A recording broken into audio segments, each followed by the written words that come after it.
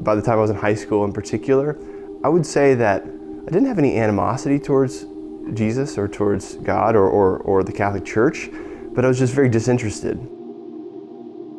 I didn't see how it applied to my life. I was very bored. The way I would describe myself is maybe I was a fan of God. I thought God was a good part of my life. I appreciated things about being a Christian, but I was just so far from God in the way that I was living my life, and was just entrenched in my own sin.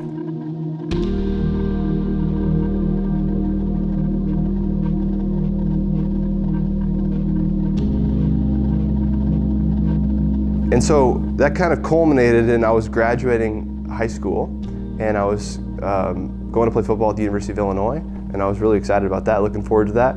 And then this girl kind of came into my life at that point, and what struck me about her, this was Paige, by the way. What struck me about her is I thought she looked pretty good, and that was, at least initially, that's what struck me.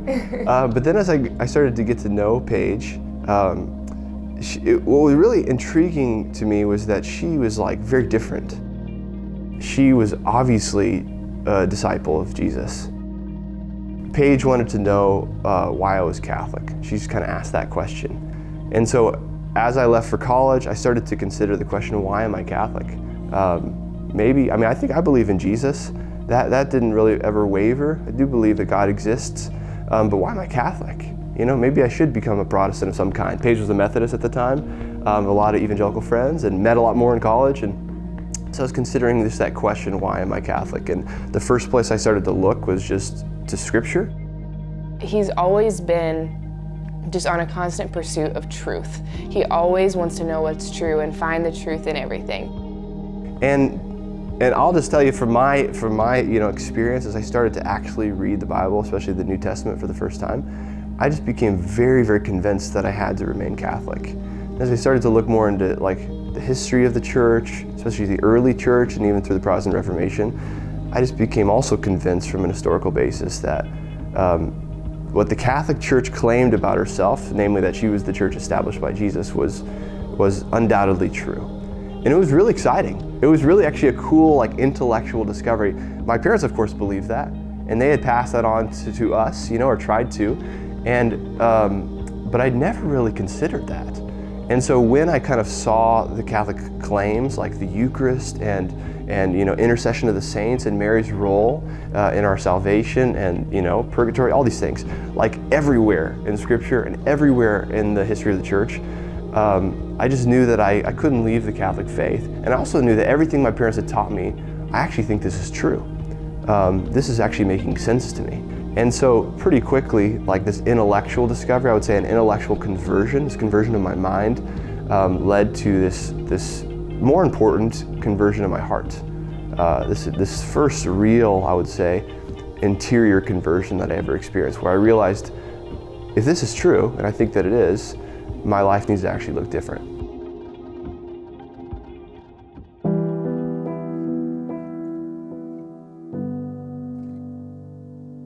Just over time and through lots and lots of prayer, years of prayer, I just started to read the things that Sean would send me, and I always listened to the things that he looked up, because I would ask him a question like, why do we believe this about Mary? And then he would go look it up and bring me the answers. And that was what really started to turn my gaze towards the Catholic Church, is that he always had an answer.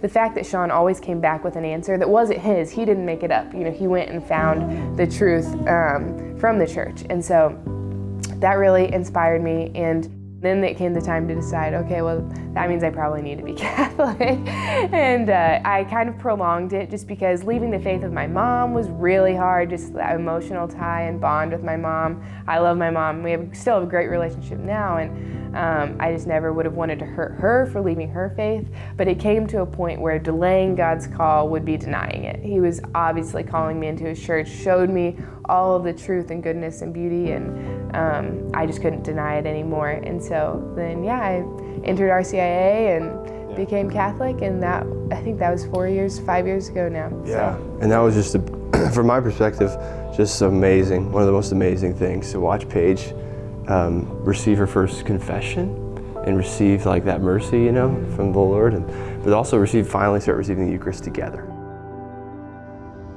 And I would just say like one kind of commonality that we found, and probably many, but one that's standing out to me right now, in both of our stories is that like it's easy to have this misconception, and even after you've been following Christ for a while, sometimes you can have this misconception that like to follow Christ, to be a disciple, to give your life to Him is going to mean you got to start suppressing who you are and follow all the rules, follow the law of God.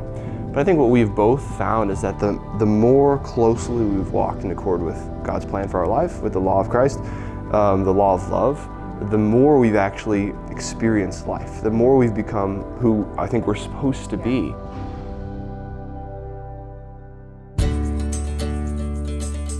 College campus ministry, in particular, young adult ministry, changed my life. The reason we exist, like as an archdiocese, the reason our office exists as an office of young adult and college campus ministry is because of the support of very generous people who are willing to give these financial means that God has given them, and in doing so, they really are becoming partners on this mission of leading young adults to Christ, and it's working.